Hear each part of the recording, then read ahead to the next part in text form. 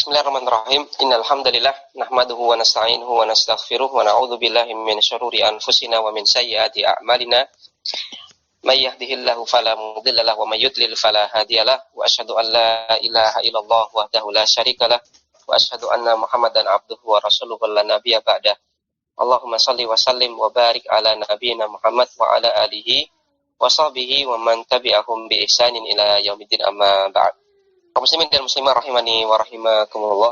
Kita lanjutkan dars kita dengan kitab Dalilus Salik ila Alfiyah Ibn Malik.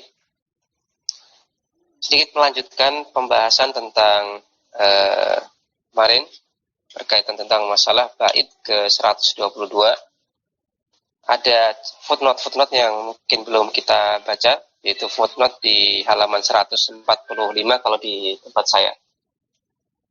Yaitu footnote berkenaan tentang bait syair yang berbunyi qaumi dzurul majdi banuha wa qad alimat bikun hidzalika adnanun wa qahtan. Ya, terdapat footnote di bawah, itu footnote nomor 2. Pensyarah mengatakan di footnote nomor 2, dzura di dhammi dzali dengan mendhamma huruf dzalnya, ini merupakan jam'u dzirwatin, merupakan jamak dari kata dzirwah. Ya, dzirwah artinya adalah ya anak keturunan. Atau dzirwah artinya adalah puncak, ya. Wa hiya a'la syai', arti dzirwah adalah a'la syai'. Ya. Posisi tertinggi dari sesuatu. Kemudian al-majd, ya, al-majdi di sini maksudnya adalah al-karam, ya, kemuliaan.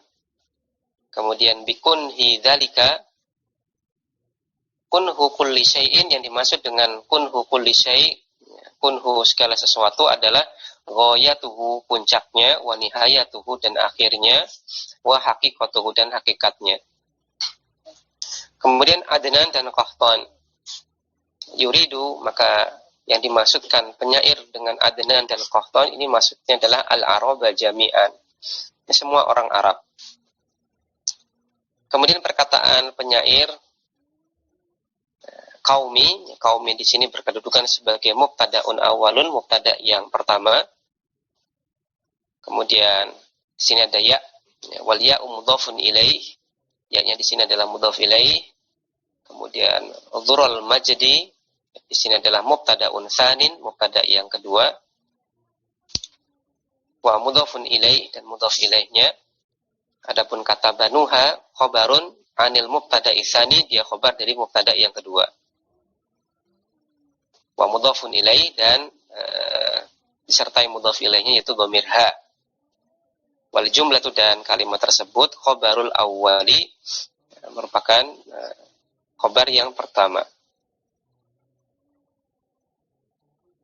Ya, yang kemarin kita sampaikan kurang lebih makna syair adalah ya, kaumku adalah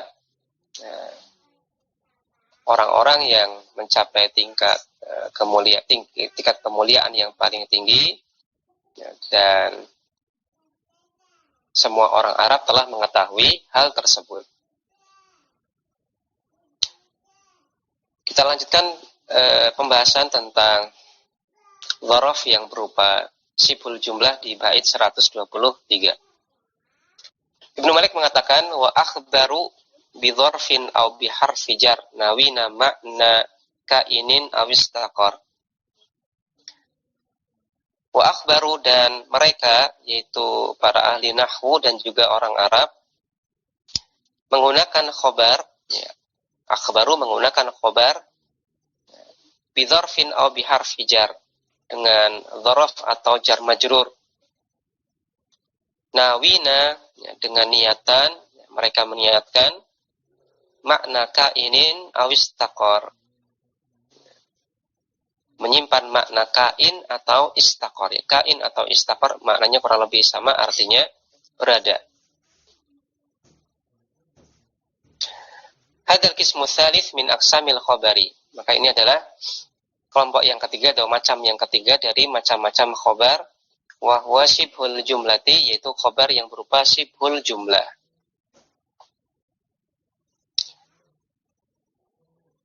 Kita baca footnote nomor 3, penamaan sibhul jumlah. Pensyarah mengatakan taqaddama fi babil mausuli, telah berlalu penjelasan pada bab mausul wajhu tasmiyah bisibhil jumlah, alasan kenapa dinamakan sibhul jumlah. Wa aziduhuna, dan aku tambahkan di sini, bi anna hadza ta'lila, bahwasanya alasan yang disampaikan pada bab mausul tersebut mabniun indahum ala anna al-khabara huwa al-muta'allaqu al-mahdhufu. Ini pendapat ini ataupun alasan ini terbangun menurut mereka itu para ahli nahwu, terbangun atas alasan bahwasanya khobar yang sebenarnya dari kalimat tersebut itu adalah muta'allaq yang dihapus. Jadi khobar sebenarnya itu bukan dzaraf ataupun jar majrur tersebut, tapi khobar yang sebenarnya adalah kata yang punya hubungan dengan dzaraf ataupun jar majrur tersebut namun dihapus. Misalkan ana fil baiti, misalkan ana fil baiti.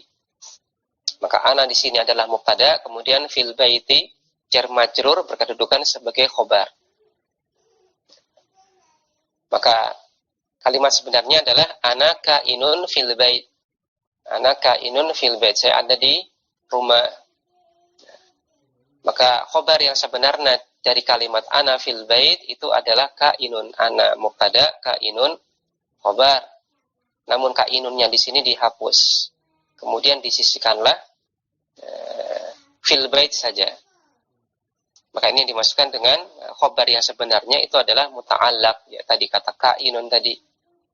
Karena fil bait di sini dia muta'alliqun bi kain, dia punya hubungan makna dengan kata kain. Maka kain di sini dia muta'allaq dari kata ya, fil bait.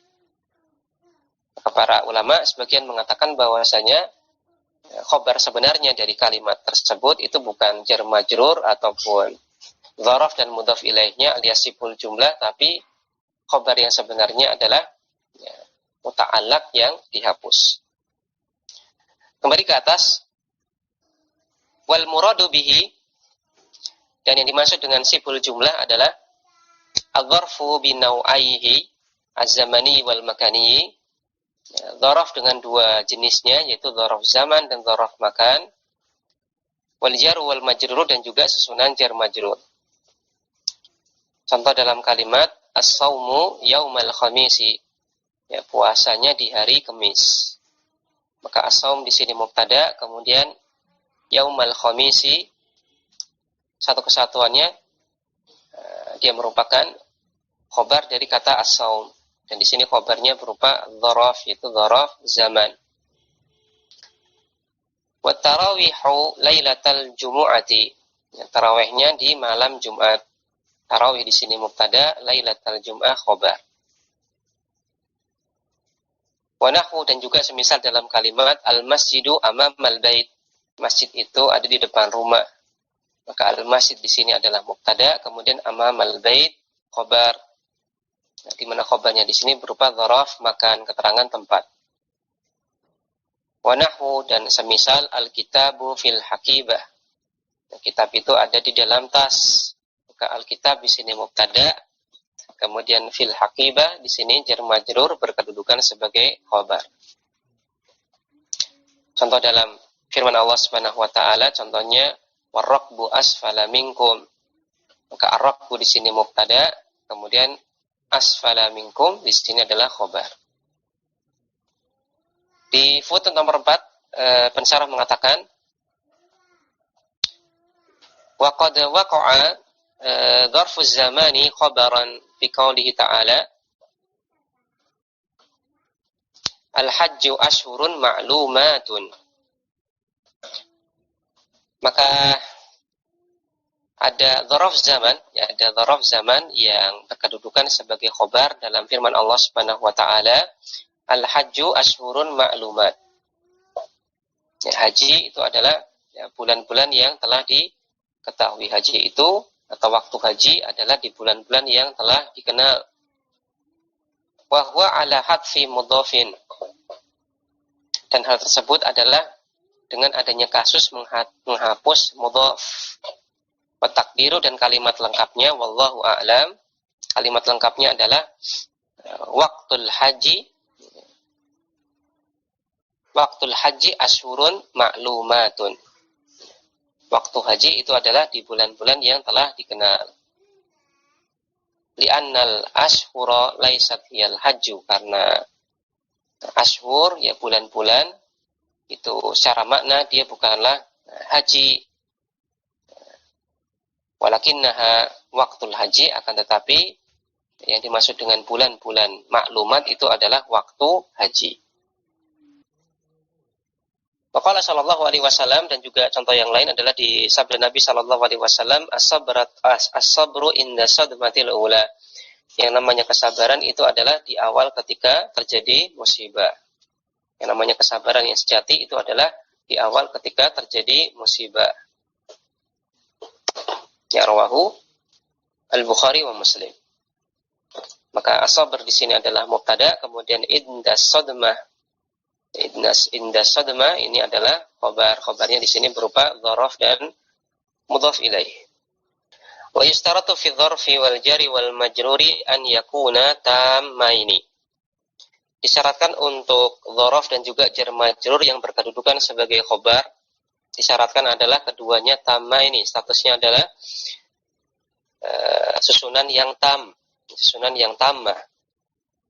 Apa yang dimaksud dengan susunan yang tammah? Maksudnya adalah yahsulu bil ikhbari bihima faidatun bi mujarradi dzikrihima.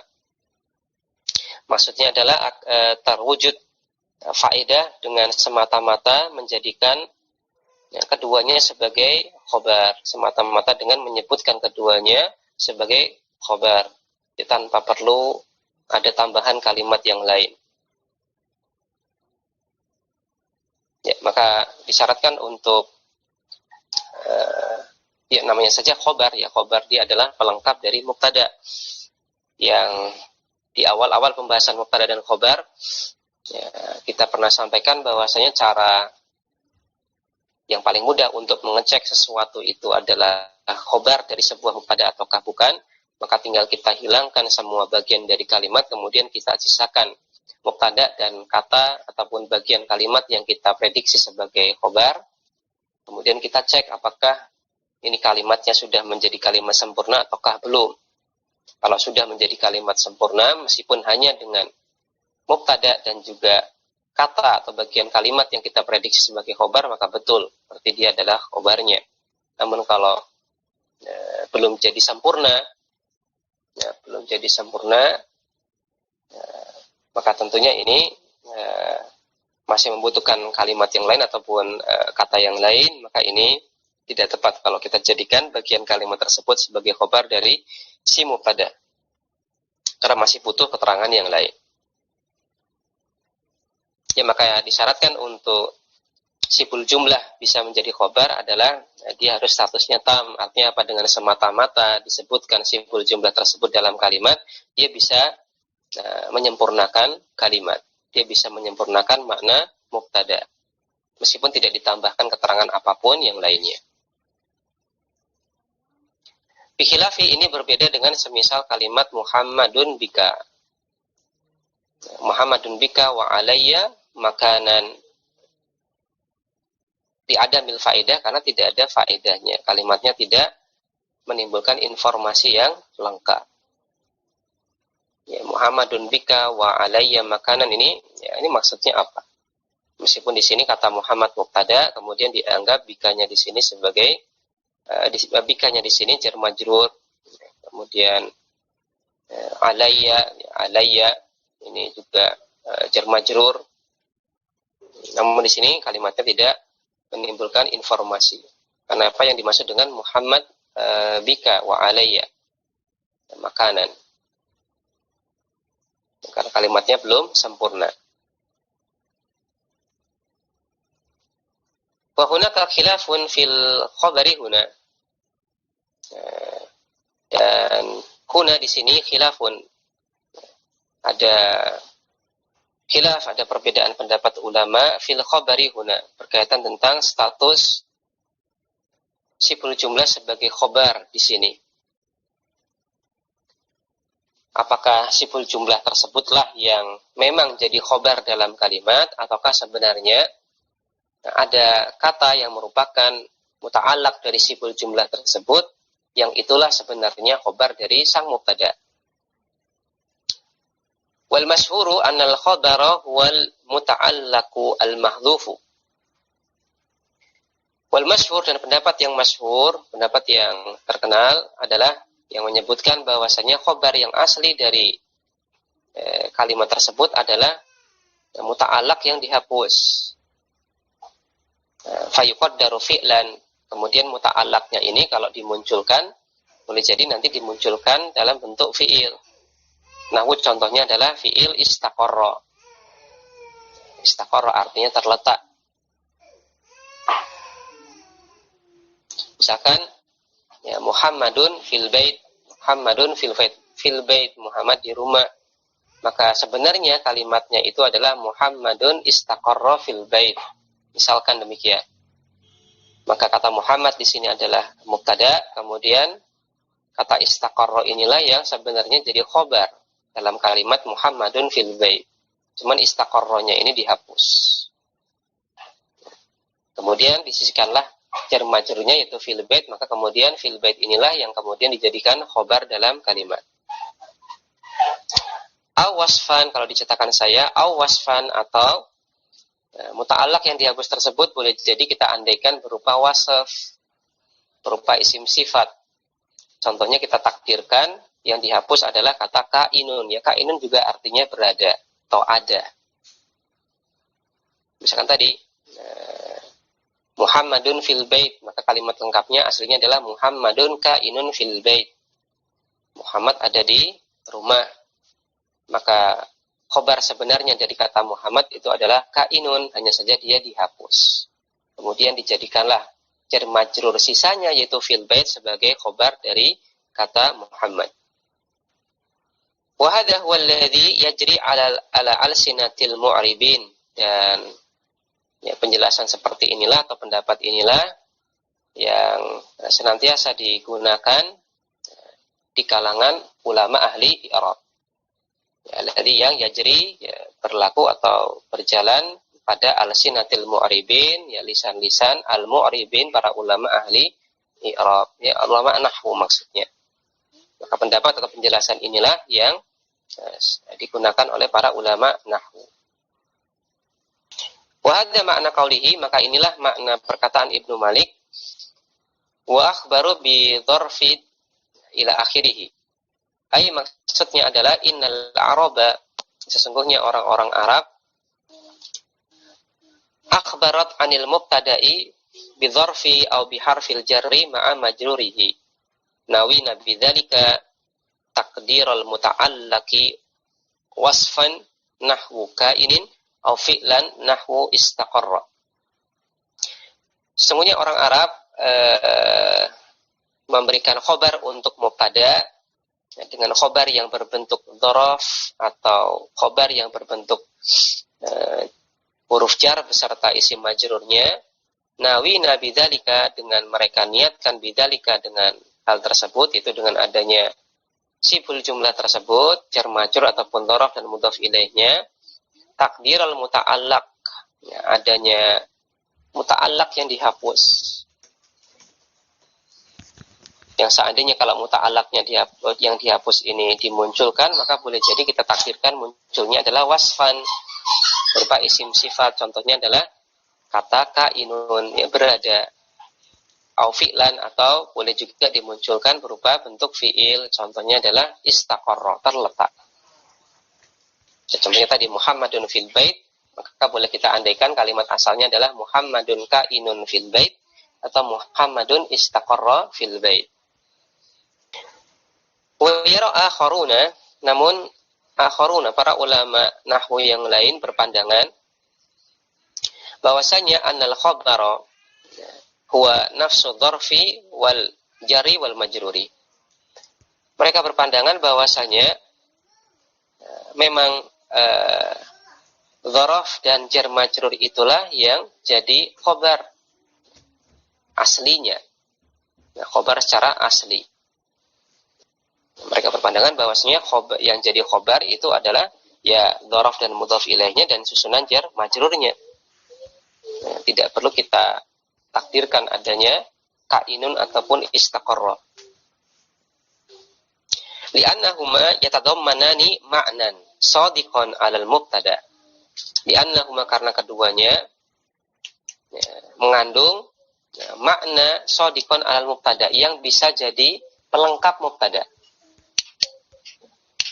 Ya selama siful jumlah tersebut bisa melengkapi makna mubtada, kemudian menimbulkan makna yang sempurna dari kalimat tersebut, dari susunan kata tersebut, ya sudah kita katakan bahwasanya ya siful jumlah itulah yang jadi khobarnya. Fayakunani fi mahalli raf'in khobarun. Ya, sehingga keduanya yaitu jar majrur ataupun dhorof dan mudhof ilaih tersebut fi mahalli raf'in, ya, mahalnya rafa kita dudukkan sebagai khobar. Wa hadza ra'yun wajihun, dan ini merupakan pendapat yang wajih, yang cukup kuat, li'anna fihi taisiran, karena ada kemudahan di sini. Ya, kita lihat footnote nomor 1. Sekarang mengatakan taqaddama, telah lewat fi babil mausuli, di bab mausul, anna minan nuhat, bahwasanya di antara para ulama nahwu man yara, ada yang berpandangan anna silata fi sibil jumlati ya al-jaru ma'a majrurihi awi dzarfu. Yang menjadi silah pada sibul jumlah adalah jar huruf jar bersama isim majrurnya atau dzaraf. Itu sendiri tanpa perlu ada pengandaian, ada muta'allaq yang mahdhuf. Wa hadza mithluhu, maka di sini juga semisal kasus tersebut. Wa hakadha fi babin na'ti wal hali, maka demikian pula dalam bab na'at dan juga dalam bab hal. Maksudnya adalah ketika ada siful jumlah yang berkedudukan sebagai na'at, ketika ada siful jumlah yang berkedudukan sebagai hal, maka kita katakan ya siful jumlah itulah yang memang jadi hal. Tidak perlu kita katakan ada muta'allaq yang mahdhuf yang sebenarnya muta'allaq ini jadi na'at atau jadi hal. Duna an nusyira ila anna kullan minhuma muta'alliqun bimahdhufin, tanpa kita isyaratkan, tanpa kita pandang bahwasanya keduanya memang punya muta'alliq, ya, punya muta'allaq. Namun muta'allaqnya di sini mahdhuf, dihapus.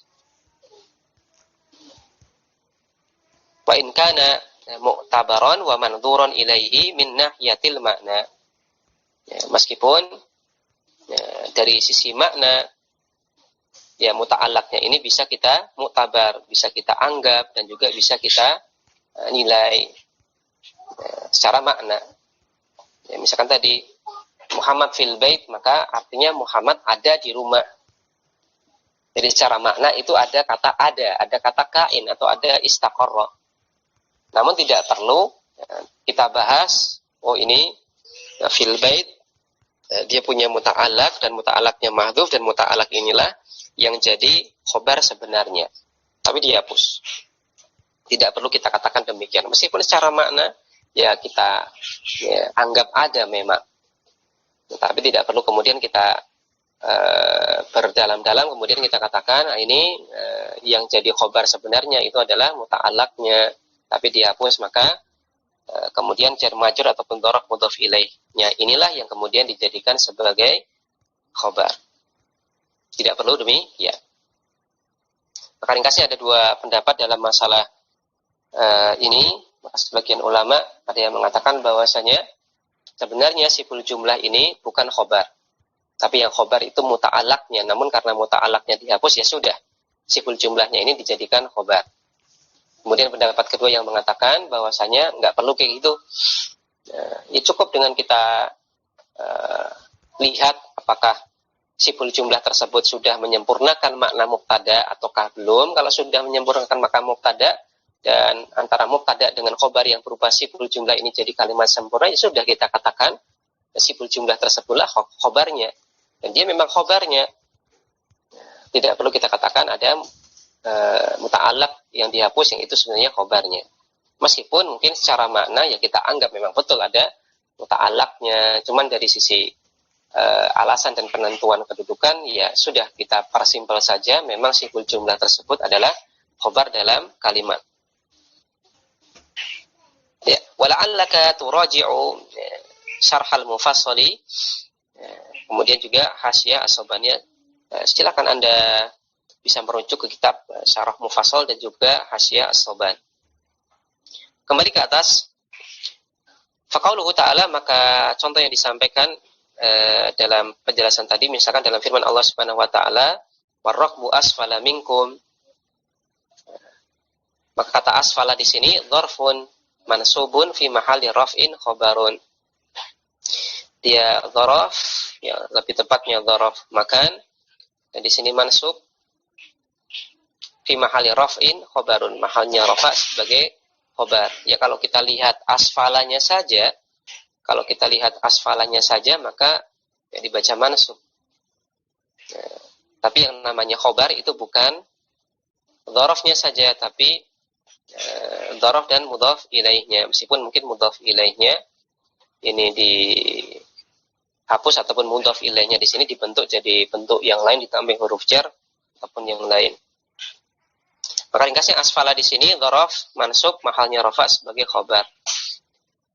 Kemudian contoh yang lain semisal dalam firman Allah Subhanahu wa taala, alhamdulillahirabbil alamin.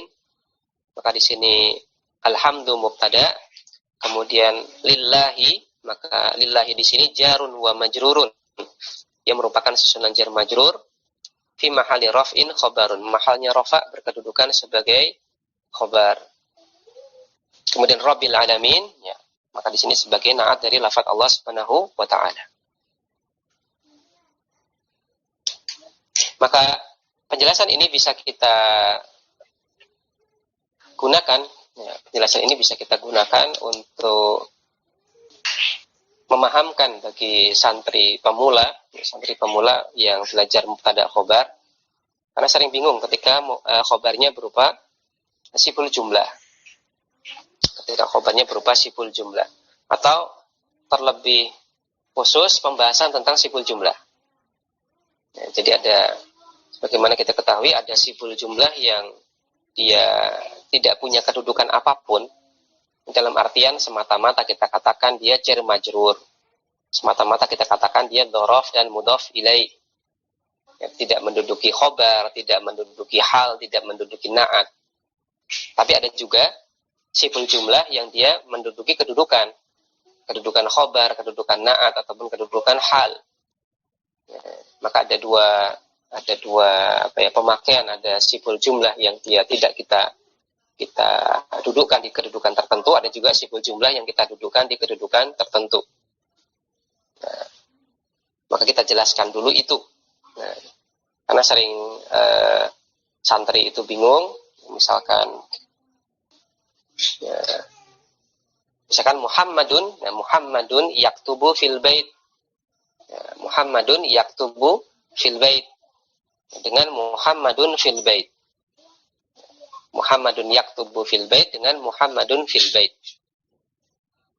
Ini sebagian santri bingung ketika membandingkan dua kalimat ini, kemudian menentukan mana khobar dari kedua kalimat tersebut. Maka kalau Muhammadun yaktubu fil bait, maka di sini Muhammad mubtada, kemudian yaktubu khobar. Fil bait susunan jar majrur biasa. Dia tidak punya kedudukan, tidak menduduki apapun, dia jar majrur biasa. Berbeda dengan Muhammadun fil bait, Muhammad di rumah, maka Muhammad di sini adalah mubtada, fil bait khobar. Nah, ketika dihadapkan pada dua contoh kalimat ini, santri sering bingung, kok bisa yang satunya ini jar majrurnya cuma kita bilang jar majrur, kemudian satunya jar majrur tapi kita dudukkan sebagai khobar. Padahal sama-sama fil baiti. Nah, untuk memangkas kebingungan seperti ini, maka perlu kita jelaskan. Yang pertama adalah konsep khobar dalam kalimat itu adalah bagian kalimat yang menyempurnakan makna mubtada. Dia pelengkap mubtada. Yang kemudian kalau seandainya antara mubtada dan khobarnya ini disisakan, cuma disisakan mubtada dan khobar, kemudian kok sudah membentuk kalimat sempurna, ya berarti betul. Itu mubtada, itu khobarnya. Jadi cari bagian kalimat yang menyempurnakan makna mubtada, kemudian membentuk kalimat sempurna. Itulah khobar.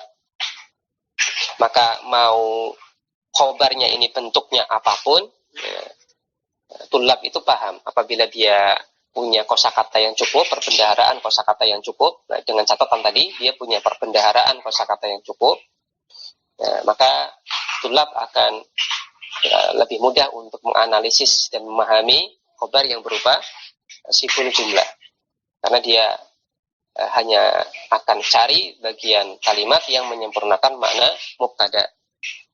Kemudian dicek, disisakan mubtada khobarnya saja. Oh, ini sudah membentuk kalimat sempurna, ya jadi betul itu adalah khobarnya. Contohnya Muhammadun yaktubu fil bait. Maka tinggal kita urutkan saja, kita potong saja di sini Muhammadun yaktubu. Muhammadun yaktubu. Apakah sempurna? Sempurna, meskipun tanpa fil bait. Ya, dan motongnya urut ya, Muhammad yaktub, Muhammad yaktub. Nah, dipotong di situ sesuai dengan urutan kata. Apabila ini sudah sempurna, Muhammadun yaktubu, maka ini mengindikasikan bahwasanya kata yaktubu adalah khobar.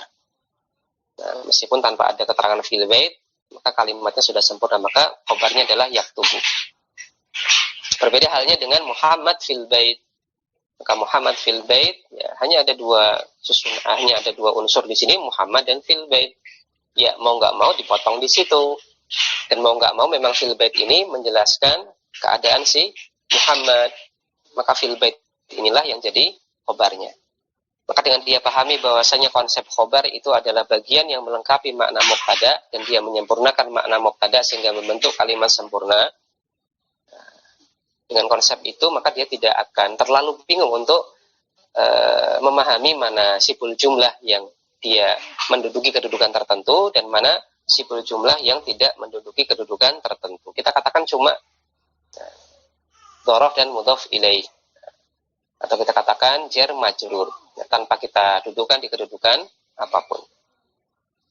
Ikhwafillah wa akhwati fiddin rahimani wa rahimakumullah. Demikian yang bisa kita baca dan kita sampaikan pada kesempatan pagi hari ini secara ringkas.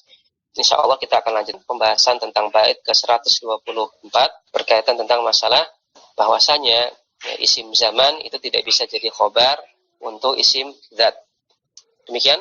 Wassallallahu ala nabiyina Muhammad wa ala alihi wa sahbihi wasallam. Kita tutup. Subhanakallahumma wa bihamdik. Asyhadu an la ilaha illa anta astaghfiruka wa atubu ilaik. Assalamualaikum warahmatullahi wabarakatuh.